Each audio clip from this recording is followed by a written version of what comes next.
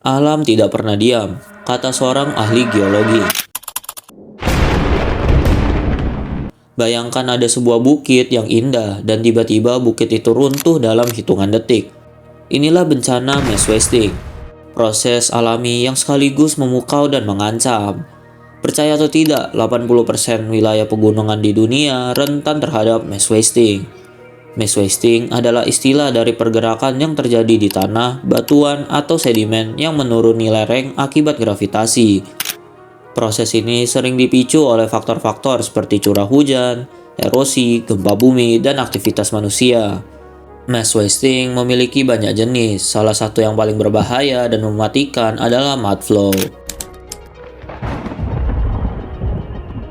Mudflow, lebih dikenal dengan julukan Deadly Mudflow, adalah lumpur yang bergerak secara cepat seperti arus sungai, memiliki jangkauan yang luas, dan memiliki potensi korban jiwa yang tinggi. Mudflow seringkali terjadi setelah adanya hujan deras atau badai besar. Namun, berbeda dengan gempa bumi dan hujan, mudflow hampir tidak bisa dideteksi sama sekali. Ini dikarenakan transisi dari kondisi stabil menjadi bencana mudflow bisa terjadi dalam hanya hitungan detik. Ini juga bisa terjadi karena mudflow berupa lumpur cair yang dapat bergerak cepat dengan kecepatan tinggi, sehingga susah dideteksi oleh sensor geologi standar. Di Indonesia sendiri, sempat terjadi mudflow besar di Sidoarjo, Jawa Timur. Penyebab utama dari mudflow tersebut karena adanya kesalahan teknis saat aktivitas pengoboran minyak bumi. Akibat mudflow tersebut, lebih dari 600 hektar lahan tertutup, bahkan membuat kerugian ekonomi hingga 30 triliun. Contoh lain adalah banjir lumpur di Wasior, Papua Barat 2010. Akibat bencana dahsyat ini, mudflow dengan arus lumpur yang kuat seringkali menghancurkan struktur geologi yang sudah ada, seperti batuan besar, gua, dan lain sebagainya. Bukan hanya menghancurkan, tapi juga sekaligus membuat lembah-lembah baru, karena mudflow dengan arus yang kuat dapat memotong lereng gunung atau bukit, sehingga menciptakan lembah baru atau bahkan memperdalam lembah yang sudah ada. Akibat mudflow juga banyak aliran sungai yang tersumbat. Tapi uniknya, mudflow juga bisa membuat bendungan alami seperti kejadian di Tiongkok tahun 2008. Dampak negatif dari mudflow sangatlah besar. Di Nepal, mudflow tercatat sudah merusak 30% lahan pertanian produktif di wilayah perdesaan, sehingga menyebabkan penurunan produksi pangan secara drastis.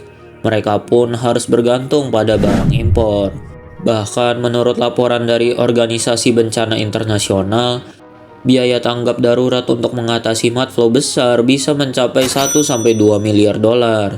Tapi uniknya, walaupun begitu, mudflow tetap memiliki dampak positif bagi kita, seperti menambah kekayaan tanah pertanian hingga membantu mendistribusikan material geologis ke area yang lebih luas.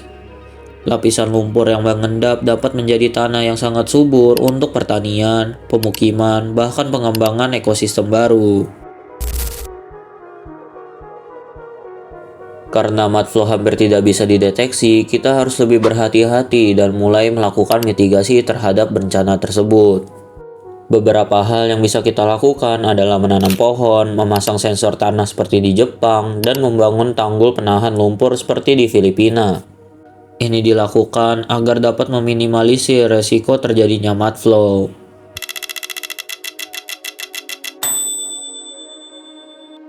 Ada banyak sekali cara untuk manusia beradaptasi dengan bencana mudflow.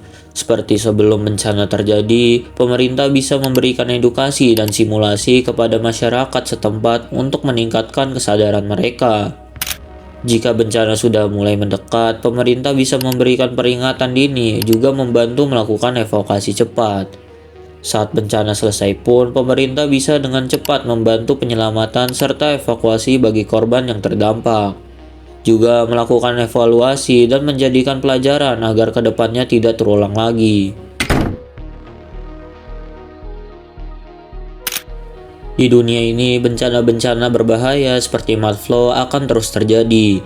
Sehingga kita sebagai manusia harus bisa beradaptasi dan melakukan mitigasi agar dapat mengurangi dampak dari bencana tersebut. Kita juga harus melihat dari berbagai sisi, bukan hanya sisi negatif tapi juga sisi positif. Jadi sekian untuk video hari ini, sekian terima kasih.